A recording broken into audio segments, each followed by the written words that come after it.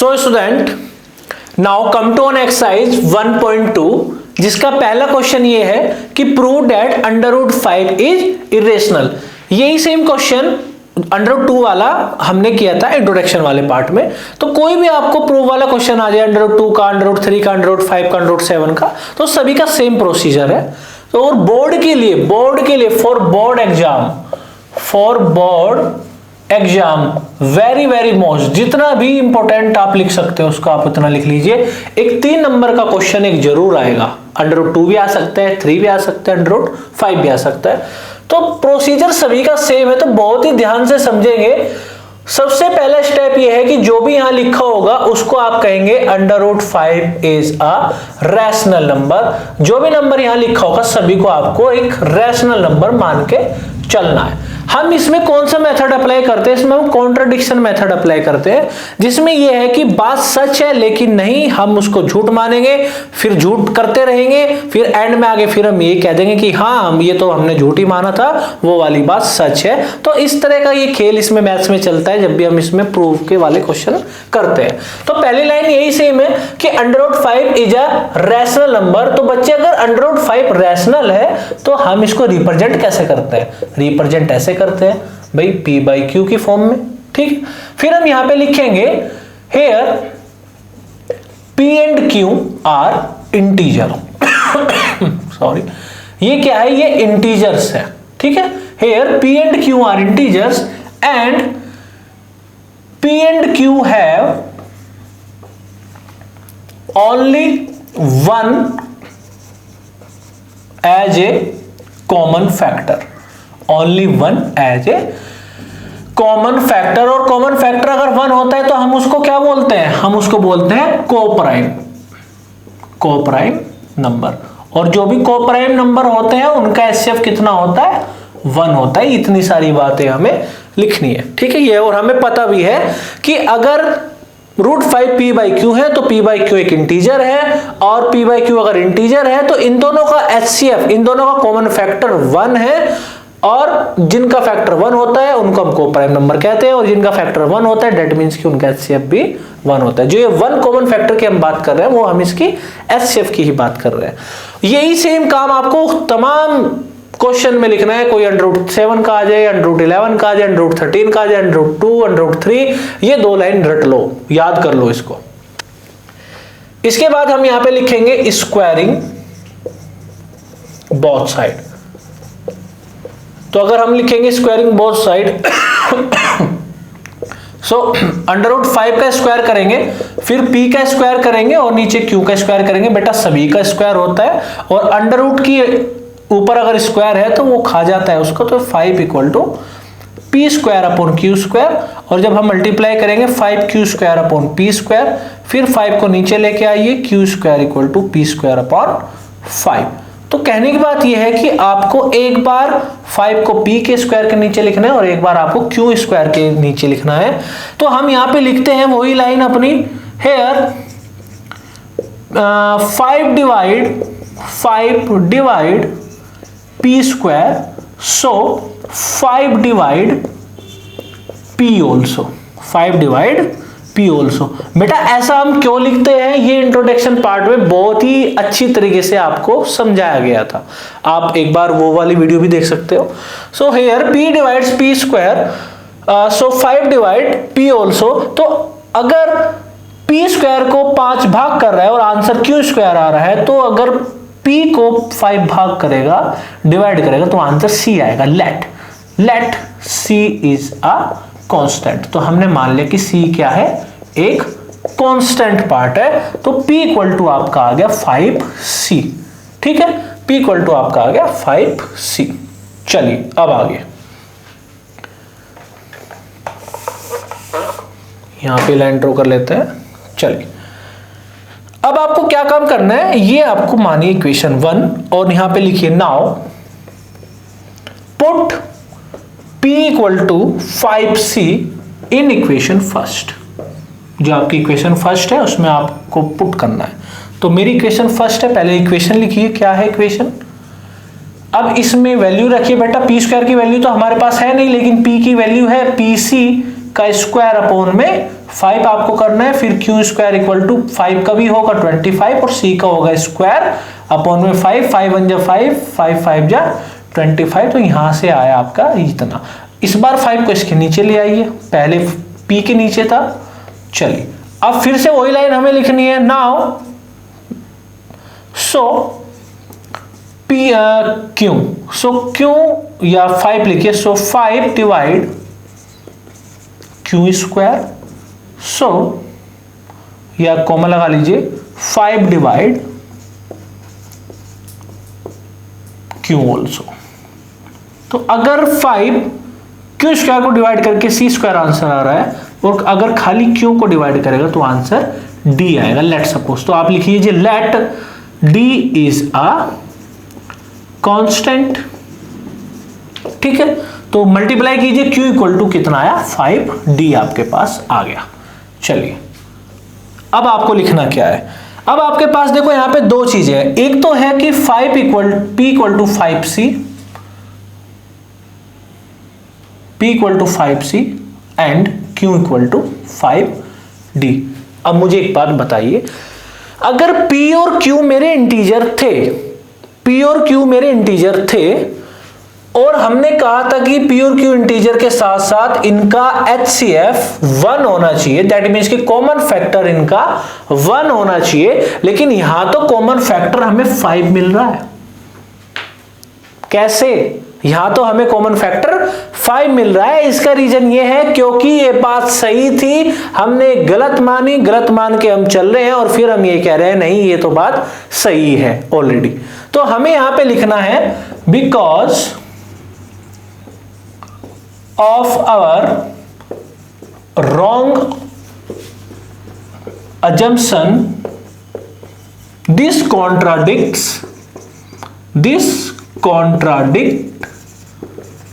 horizon, ठीक है। हमें लिखना है because of our wrong assumption this contradicts horizon, इसलिए contradicts horizon हुआ है। so hence, या पहले लिखिए so there is 5 as a common factor, there is 5 as a common factor, so we can say √5 is a irrational number. ठीक है, अपनी language में जो भी आप बना के लिख सकते हो वो आप बना के लिख सकते हैं। सो हमने कहा because of our wrong assumptions this contradicts horizon, अपन जो हमने गलत अजम किया था उसकी वजह से ये कॉन्ट्राडिक्ट क्या हुआ, ये हुआ। So there is 5 as a common factor, so इसलिए यहां पे 5 एज ए कॉमन फैक्टर है। So we can say that √5 is a irrational number. कोई भी क्वेश्चन आपको आता है वो क्वेश्चन आपको ऐसे ही एंड करना है, यहां से टॉप से स्टार्ट करना है, यहां पे टॉप से स्टार्ट करना है और यही वाला स्टेप को फॉलो करना है। √3 आए, √7 आए, कुछ भी आए, आपको सिर्फ यही वाला एक पैटर्न फॉलो करना है। ठीक है। अब इसमें क्वेश्चन लिखा हुआ है, क्वेश्चन नंबर 2 लिखा हुआ है prove that 3 plus 2√5 is irrational. अब जो क्वेश्चन नंबर 2 को देखिए, क्वेश्चन नंबर 2 इसको नोट कीजिए बच्चे। सबसे पहले तो क्वेश्चन नंबर 2 में भी आपको सेम ही काम करना है। अभी देखेंगे ये जो क्वेश्चन नंबर 2 है, इसमें अगर आप देख पा रहे हो तो 3 प्लस 2√5 लिखा हुआ है। तो ये कुछ इस तरह नहीं लिखा हुआ कि रैशनल के साथ इर्रेशनल नंबर को जोड़ दिया है। और मैंने इंट्रोडक्शन पार्ट में जब प्रॉपर्टी आपको लिखवाई थी कि रैशनल के पास जब भी हम इर्रेशनल को जोड़ेंगे तो हमें हमेशा इर्रेशनल नंबर ही मिलेगा। तो फिर भी हमसे प्रूव कराने के लिए कह रहा है, तो जी ऐसे ही हम करेंगे कॉन्ट्रडिक्शन मेथड से कि पहले गलत मानेंगे उसके बाद फिर बोल देंगे ये तो बात सही थी। चलिए स्टार्ट करते हैं। अब करेंगे कैसे? सबसे पहले वही बात, सॉल्यूशन लिखेंगे और लिखेंगे let 3 plus 2√5 is rational number. क्या है जी? Is rational number. चलिए अगर ये रैशनल नंबर है तो हम इसको लिख सकते हैं p बाई क्यू की फॉर्म में। ठीक है, तो ये p बाई क्यू क्या है, यहां पे लिखेंगे p and Q R integer, p and Q R integer. बताओ इतनी बात समझ में आई क्या? p and Q R integer. तो 3 को मैं इधर लेके जा सकता हूं, ये इधर प्लस में है तो उधर जाएगा, तो ये हो जाएगा माइनस में। अब मैं यहां पे एलसीएम ले सकता हूं, तो एलसीएम कितना आएगा, p माइनस 3q अपॉन, कैसे लिया एलसीएम चेक कर लो बेटा, ये p अपॉन q है, ये 3 अपॉन 1 लिखा हुआ है, इन दोनों का एलसीएम लेंगे हम, q आएगा, 1 की मल्टीप्लाई p में होगी p, फिर 3 की मल्टीप्लाई इधर होगी तो 3q, इस तरह ये आया है। ठीक है, चलिए अब ये इधर 2 इसके मल्टीप्लाई में है, तो इधर जाके ये चला जाएगा आपका डिवाइड में चला जाएगा, तो जी p माइनस 3q अपॉन में 2q। अब आप मुझे बताइए क्या यहां पे कोई रूट वाला नंबर है? नहीं है, तो रूट में अगर नॉन परफेक्ट नंबर होता है वही वाला तो होता है आपका इरेशनल, तो ये वाला पार्ट तो हो गया आपका रेशनल। और √5, इससे पहले वाले में ही हमने प्रूव किया है कि √5 वाला क्या होता है, इरेशनल नंबर होता है, तो हम यहां पे लिखेंगे ये वाला पार्ट आपका है इरेशनल नंबर। तो ये रेशनल वाला पार्ट अलग हो गया, इरेशनल नंबर वाला पार्ट अलग हो गया। तो कभी आपने ऐसा देखा है कि इरेशनल इक्वल टू रेशनल? नहीं, ऐसा कभी नहीं होता है कि इरेशनल इक्वल टू रेशनल भी कुछ होता है, वो कुछ नहीं होता है। अगर इस तरह की कोई चीजें हैं तो वो हमेशा इरेशनल नंबर ही होगी। तो हम यहां पे लिखेंगे सो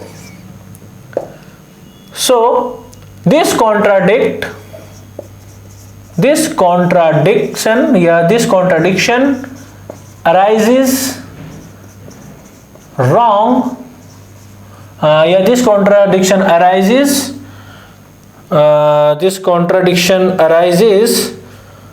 यहां पे आप लिखिए for our wrong assumptions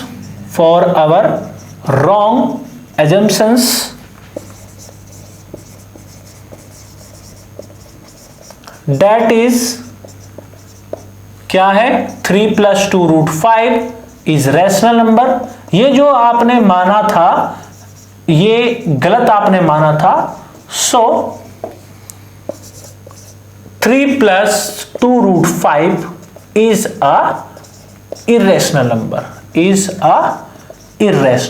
number. बस आपका काम यही खत्म हो गया, इससे ज्यादा आपको इसमें कुछ भी करने की जरूरत नहीं है। यहां पे एग्जाम में आ सकता है 3 - 2 √5, या एग्जाम में आ सकता है 5 - 2 √3, तो कुछ भी आए आपको रैशनल पार्ट को एक तरफ कर लो, इरेशनल को एक तरफ कर लो, और कभी दोनों एक साथ होते नहीं। और अपनी वही 2-3 लाइन जो आपने याद की हुई है वही अपना अलग अलग करके लिख दो, दैट इज योर आंसर।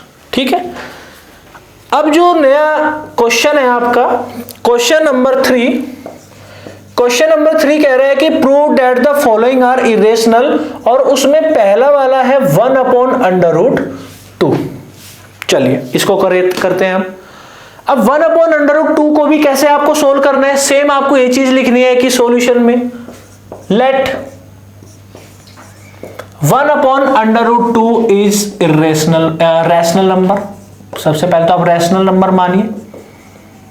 अगर ये रैशनल नंबर है तो 1/√2 को मैं लिख सकता हूं p/q की फॉर्म में, और फिर मैं जब क्रॉस मल्टीप्लाई करूंगा तो q इधर चले जाएगा और √2 के साथ में p हो जाएगा, फिर इधर आइए q/p हो जाएगा और ये हो जाएगा √2। ठीक है, इस तरह हो गया। अब आपको करना क्या है, ये वाला पार्ट आपका क्या हो गया, ये वाला पार्ट आपका हो गया रैशनल, और ये वाला पार्ट आपका क्या हो गया इरेशनल। ये रैशनल नंबर, ये आपका रैशनल नंबर होगा। अब सेम आपको वही 3 चीज लिखनी है कि this contradiction arises for our wrong assumptions is that is 3 + 2 √5, तो आपको यहां पे लिखना है 1/√2 is an rational number, so 1/√2 is irrational number. तो बस यहां से आपको ये पूरा नोट में आंसर्स में आपको वही पॉइंट लिखने हैं। ठीक है, अब नेक्स्ट पार्ट क्या है इसका, सेकंड वाला पार्ट चेक कीजिए। सेकंड वाला पार्ट है कि 7/√5 अब आपको 7/√5 को प्रूव करना है, तो 7/√5 को कैसे करेंगे? सॉल्यूशन में सेम चीज आपको लिखनी है, let 7√5 is rational number, is rational number. तो अगर ये एक रैशनल नंबर है तो आप इसको लिखेंगे p/q की फॉर्म में, 7√5 इक्वल टू p/q।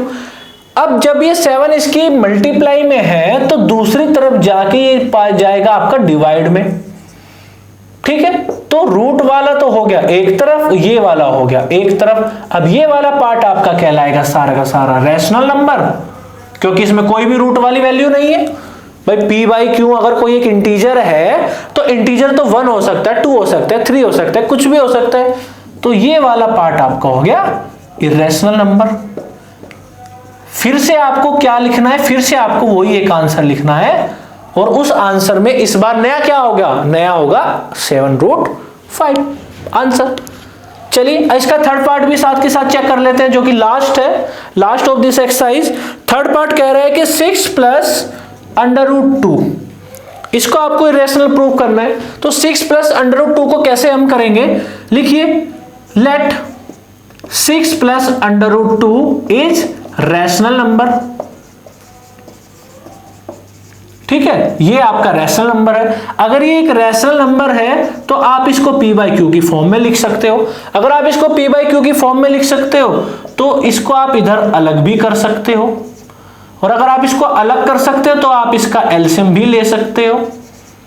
तो जैसे ही आपने इसका एलसीएम लिया, ये बन गया आपका रैशनल पार्ट, ये हो गया आपका रैशनल नंबर, और ये √2 तो आपको पता ही है, मैंने इंट्रोडक्शन वाले पार्ट में कराया था, और ऑलरेडी यू नो ये आपका हो गया irrational number. That all good. फिर आपको आंसर्स में क्या लिखना है? यहां पे जब भी आप आंसर लिखेंगे तो आंसर में आपको वही सेम चीज लिखनी है कि this contradiction has arising our wrong assumption that is 6 + √2 is a rational number but it is an irrational number, ठीक है। और यहां पे आपका ये चैप्टर क्या हो गया? खत्म हो गया। सबसे पहले हमने इस चैप्टर के लिए इंट्रोडक्शन पार्ट को कवर किया, जिसमें हमने बताया कि आपको पूरे चैप्टर में पढ़ना क्या है, क्या वे क्वेश्चन हैं जो एग्जाम में आ सकते हैं। इसके बाद हमने की एक्सरसाइज 1.1, इसके बाद हमने की एक्सरसाइज 1.2 और सारे क्वेश्चंस किए। इस चैप्टर को आप इस तरह से समझ सकते हैं कि for board point of view आपको 4 मार्क्स का इस चैप्टर में से रेडी करना है, जिसमें 1 मार्क्स का क्वेश्चन आपका एमसीक्यू में आएगा जो कि एलसीएम एचसीएफ का होगा। दूसरे 1 ही मार्क्स का क्वेश्चन आपका आ सकता है जो कि आपका प्राइम फैक्टराइजेशन पर बेस होगा, और 3 नंबर का इसमें से क्वेश्चन हमेशा पूछा जाता है बोर्ड में, जो कि ये है। ये भी हो सकता है, ये भी हो सकता है, ये भी हो सकता है। दैट मींस कि एक्सरसाइज 1.2 में से एक 3 मार्क्स का क्वेश्चन डेफिनेटली 101% आएगा, और बाकी 2 मार्क्स का क्वेश्चन आपका आएगा चैप्टर 1 एक्सरसाइज 1.1 से। तो ये 4 या 5 नंबर का आपका बोर्ड में से देखने को मिलेगा। यहां से आपको अपनी तैयारी करनी है। Chapter 1 is complete. अब हम जब भी मिलेंगे चैप्टर 2 के साथ मिलेंगे, ठीक है बच्चों। Thank you so much.